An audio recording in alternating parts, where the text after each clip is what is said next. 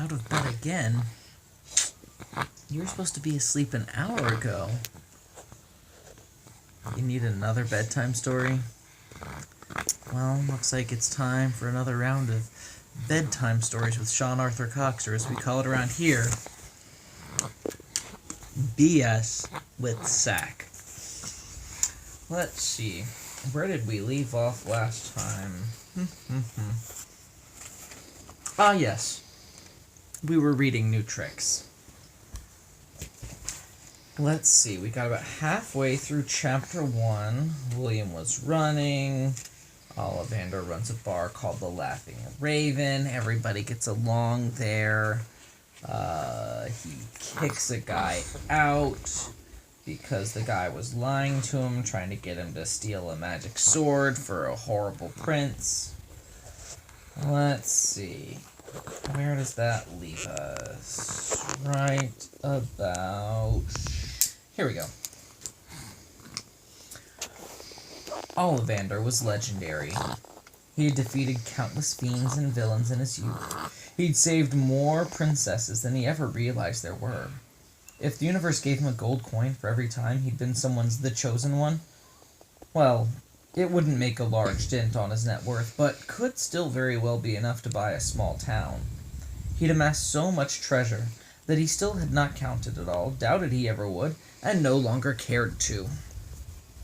His exploits had taken him through almost every town and dark dungeon and evil wizard's tower, and his treatise on the subject, Wait, It's a Trap, The Survivor's Guide to Dungeoneering, was widely regarded as the definitive work in the field of professional adventuring, topping most bestseller lists at almost 500 copies sold, and being readily available in the libraries of every major academy of 11 out of 12 realms. Even his reputation was legendary.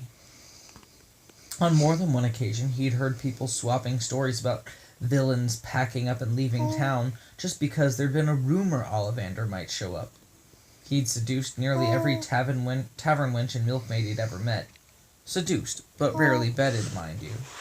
He wouldn't be burdened by the financial woes brought on by the waves upon waves of illegitimate children his former comrades increasingly found themselves saddled with. Rumor had it that he was so charming he could win over any sort of creature at all. Rumor further suggested he'd made a checklist of monstrous species to enamor, which neared completion. There was no truth to this rumor, though Ollivander's charms had once won a marriage proposal from a swamp dragon, and for this reason many accepted the rumors at least could be true, had Ollivander so wished. Nothing challenged him anymore. Giants and demons and dragons were old hat combat. Manticores were just another notch on his hypothetical bedpost. He'd begun to coast in his exploits, to quest by rote, drink heavily at a bar, and brag until a mysterious stranger hinted at a great evil or powerful treasure. Buy stuff, walk a lot, enter tune, check for traps, kick in doors, check for monsters, swing magic weapon until all monsters were dead, take loot, find another door, repeat until great evil/powerful treasure was found, return to tavern, discover mysterious stranger is evil, swing new more powerful treasure until mysterious stranger, also known as the great evil in disguise, was dead. Drink and brag, repeat until dead. Yawn. He'd grown bored. Adventures had become anything but. And so he retired. His endless ennui drove him to drink until it killed him. His fortune certainly seemed sizable enough to afford it. His fortitude, however, was much too great. Not even alcohol could thrill him anymore. Still, he resolved himself to the attempt. One particularly dull evening, Ollivander stumbled more from weariness than intoxication into the nearest tavern he could find, and proceeded to drink the night away, well into the wee hours of the morning. The bar's owner wanted to close, so Ollivander, not yet ready to take a pit stop on his downward spiral, bought the bar that he might keep it open a little longer. When the previous owner's supplier visited several days later to restock, Ollie gave him a small bag of platinum coins and rare jewels and told him to keep the booze coming. The townsfolk came in droves with hopes to witness the descent that follows a meteoric rise. Instead, they left with bellies full of free ale, compliments of Ollivander, who now had a reliable roof over his head and more kegs than he could ever hope to drink. Townsfolk, as it turned out, were good for more than just information, healing salves, seducing, and getting kidnapped. They were good for talking to. This long-forgotten revelation filled the wayward hero with surprise, something he'd not experienced in a long time. As word spread, Ollivander soon had no time to drink, instead spending his nights pouring pitchers of ale for others and enjoying good old-fashioned conversation. Quite by accident, he'd found a renewed sense of purpose and added another title to his staggeringly long name, Best Barkeep in 5 Realms.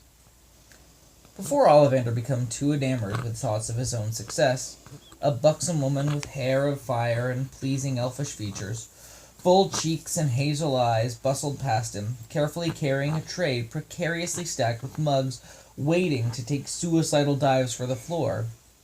"Stop dreaming, dearie, and move your arse. You'll never fill those orders with your head in the clouds and your hands in your apron pockets, will ya?" Within the brief course of that friendly chide, she'd managed to switch out her loaded tray for an empty one, throw a few frothy pints on, and make her way back out to the roaring masses, filling the tavern's many crowded tables. She'd also not forgotten to give the distracted barkeep's rump a flirtatious pinch during the quick exchange. Ollivander's eyes widened as he shot upright, smiling. He swung his hand quickly to give her posterior a playful pat, or a playful swat of his own, but missed altogether. She'd already circled around up to the other side of the bar, making her beery deliveries. Ollivander had to admit he owed at least part of his success as bartender and innkeeper to his wife, Sally Smythe, originally Sally Taylor, and who was now known more affectionately as Sally Sunshine to the tavern's more regular patrons. Easily 20 years his junior, Sally's infectious smile glowed like a beam of sunlight on the cloudiest of winter days, spreading cheer from table to table, an effect which came in handy on many occasions. Sally had a knack for spotting problems before they became full-on trouble. She could feel unpleasant situations coming the way animals could sense storms, or merchants could sense foolish spenders with more money than intelligence. Any time tensions grew a little too high in the tavern, Sally would miraculously appear with a smile, a couple of brews, and just the right joke for the occasion. Her knack for people would instantly diffuse the hostility and restore the festive mood that permeated the Laughing Raven's wooden bones. Some thought her amazing talent for calming bitter rivalries stemmed from some secret psychic ability, but her husband knew the truth. She was the Ollivander of social interaction. The great adventurer could walk blindfolded into any dungeon in the world and still be able to point out the traps and ambushes well in time enough for all involved to get out safely. Sally could just as easily do the same with the ever-shifting crowds of strangers that frequented the Laughing Raven. Heaven help him, but Ollie was smitten with her, as was every other customer the tavern had ever played host to. It was simply his endless luck that she was smitten with him too, and it would be tough to determine who was the happier for it. The sight of Sally giving his glazed eyes and smiling face an intense look of mock disapproval pulled Ollivander free from his thoughts once more. He made his way down the bar, taking and filling orders as he went, and trying to avoid the enchantingly distracting sight of his wife of 13 years. Seeing her weave gracefully between two tight tables and tottering patrons, he tried not to think of her round and radiant face, her wide, brimming hazel eyes, her disarming smile. He tried not to think of their awkward courtship, he, the protagonist of countless campfire tales, trying to find a balance between heroic bravado and genuine human being, and she, trying to balance the image of worldly temptress she thought he wanted, and the sweet girl she really was. He tried not to think of their spring wedding, or their 3 children, the elder son, Alistair, currently 12 years old and training to assume the title of Earl of Oxbridge, the middle child, a 10-year-old daughter named Helena, studying to join the Wizards' Academy in Rivenheim, prohibitions against women be damned, and the younger son, a 7-year-old named Harry, probably avoiding his duties in the stable just behind the tavern. He tried not to think of these things, but failed miserably. It was a good life he led, and he loved it. For all his grand adventuring, his bold stance in the face of danger, his steel nerves in the presence of dragons and kings. At heart, he felt like little more than a sentimental old fool, and, at least today, he was an easily distracted one at that. Fortunately, drink pouring was a skill he had long learned since to perform by rote. Extend left hand, grab up to 4 mugs, clench fingers tightly around the handles, move left hand to below appropriate keg tap, extend right hand, open valve on keg, fill mug until head reaches top of glass, close valve, adjust hand to reposition the next mug under tap, repeat previous steps as necessary until all mugs are full, place mugs on serving counter, repeat previous steps as necessary until all guests are served, look for thirsty guests, repeat previous steps as necessary until sleepy, sleep, wake up, repeat previous steps as necessary until dead. The predictable simplicity of it all soothed him. Ollivander performed the look for thirsty guest step again. Sally had stayed on top of the table patrons' needs, which left just the bar. His eyes scanned the 9 seats, mentally prioritizing the needs of the occupants. In his experience, 2 types of people sat at the bar: those who wanted to talk, and those who needed to talk. The first type was happy, excited, and eager to chat about anything, be it the weather, politics, or adventures past and present. The second type, the troubled ones, had their own personal rain clouds hanging over their heads. They often needed a friendly ear or someone to help them solve a problem that plagued them. The second type always took priority. At present, he could only see one of the latter, so he filled a mug for the downtrodden soul and leaned on the counter before him. "Hello there," Ollie said, in his most warm and inviting baritone. "Hi," the man replied, barely glancing up. He was scruffy and road-weary, perhaps in his early 40s, with a blonde, shaggy mop of hair. A little tired, a little dirty. Still, he was no peasant. Ollivander could tell. His clothes were by no means elegant or regal, but they were in decent shape and not completely devoid of color. A commoner, to be sure, but no peasant. Something landed, but not prestigious. He probably held an elected office, such as village mayor, or some other lesser position, and he had something on his mind. "I brought you a beer, stranger," Ollie offered. "On the house." "I thought everything was on the house here," the man replied before withdrawing back into his own thoughts. "Touché," Ollie chuckled. It was widely known that all the drinks were free at the Laughing Raven. After all, anyone wealthy enough to lose a pouch of celestial diamonds and not notice could afford such otherwise impractical business practices. And after many years of adventuring, Ollivander was just such a person. "But this pint is special. This pint has your name on it." Intrigued, the man rose from his slouch and inspected the mug, but ultimately found no trace of his name, or any writing at all for that matter. "I don't see it," Ollivander bellowed with laughter. "Of course you don't," he replied, smiling. "I'm not psychic. So why don't you tell me what's bothering you, because I'll never guess it on my own, Mr. Ollivander stared expectantly. Just because someone needed to talk didn't always mean that they wanted to. He hoped the old special pint routine, his personal favorite, would break the ice with the stranger. It was a point of pride with Ollivander that no one left the Laughing Raven upset, except for those who deserved it, like the peacock and his ilk. He watched, eyeing the stranger, waiting to see if his gambit would pay off. "Tisdale," the stranger said. "Arthur Tisdale, of Northumberland." "Success." Ollivander pulled a grease pencil from under the counter and scrawled the name upon the metal cup. "Well, Mr. Arthur Tisdale of Northumberland, why don't you savor your beer there and tell me what brings you so far south?" "There's a necromancer," Arthur sighed. "He's been harassing the region." It was a scenario all too familiar to Ollivander, or rather, it was several scenarios all too familiar to Ollivander. He considered which it might be. Did the necromancer need some enchanted item, or was there a wellspring of magic in the village? Was the necromancer working for some slighted townsman seeking power? Was the necromancer actually some slighted townsman seeking power, but in disguise? So many possibilities. "Do you need my assistance, Arthur Tisdale?" Ollivander inquired. "I think so, yes," Arthur replied hopefully. "We need a hero. We need the chosen one, and we talked it over, the town council and I, and And well, we think it's you. He paused cautiously, anxiously, and then continued, his voice timid and trembling. Do you think you could do it? So it was a chosen one they needed, and they chose him. Understandable, really. Ollivander had been the chosen one on many occasions.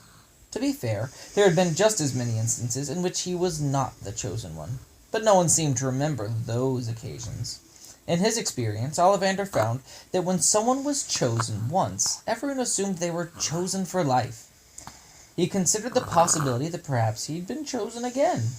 As he weighed the likelihood of it all, Sally walked into view several tables behind Mr. Tisdale. Better make sure, he thought to himself. No sense leaving home if I don't have to. Arthur Tisdale waited for his answer in total stillness, not even blinking or drawing a breath. Tell me more about this chosen one, friend. Arthur exhaled, discouraged but not yet defeated. 12 winters ago, a hammer fell from the heavens. Clearly a divine weapon meant for a true champion of the people. We know whosoever wields this hammer will be able to defeat the necromancer, but thus far none have been able to budge it even the slightest. Everyone has tried. Even I've tried to no success. He sighed again. With your might and reputation, surely you could lift it. Ollivander knew where all this was going. He'd seen it time and again. Everyone had not tried. And the bartender knew exactly who had not done so, even though he'd not been to Northumberland in decades. Well, perhaps not who specifically. He did not know the individual's name, but he knew what it would sound like. He could not identify the man in the crowd, but he could describe him. He was fairly certain the chosen one would be a man. It was simply a matter of identifying him. Everyone tried? Ollivander asked. Well, obviously not everyone, but certainly everyone of consequence, Arthur replied. It was a common misconception throughout the 12 realms that chosen ones would come from noble, or at least landed stock. A misconception that led to the destruction of more towns than was necessary. A little more open-mindedness when assuming the will of the gods would prevent so much senseless loss, Ollivander mused. I'm sorry to disappoint you, Ollivander said, but I'm not your chosen one. How can you know until you've tried? Arthur pleaded. If I were your chosen one, the gods would have dropped the hammer a little closer to my tavern, don't you think? It fell in your village. Your chosen one will almost certainly be one of you. But who could it be? Cried Arthur, fearful and desperate. Worried tears began to flood his eyes, washing away the journey's dust that clung to his cheeks. Tell me, Ollivander asked, is your name fairly common in Northumberland? Arthur Tisdale stared in hurt confusion, as though he'd been suddenly slapped by a trusted friend. Ollivander noticed the shift in the troubled guest's mood, but continued his line of questioning that would appear to most, Arthur included, as a dismissive change of subject. Is Arthur a common name in Northumberland? Do you have many Thomases and Jonathans and Wesleys and Roberts there? Yes, I suppose, Arthur replied meekly between sobs, unable to follow the logic of the questioning.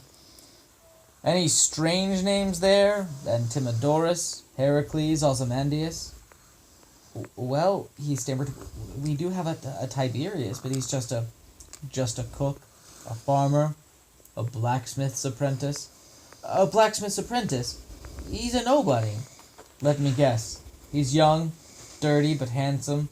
Would probably clean up well if he didn't smell so much of soot in whatever stable he's been sleeping in. Nice kid. Good soul, but quiet and unassuming. Knows his place and doesn't leave it. Yes, do you know him? Never met the kid in my life, Ollivander replied, smiling. But he's your chosen one. How do you know? How can you be sure? Arthur begged, seeking some insight or divine reassurance.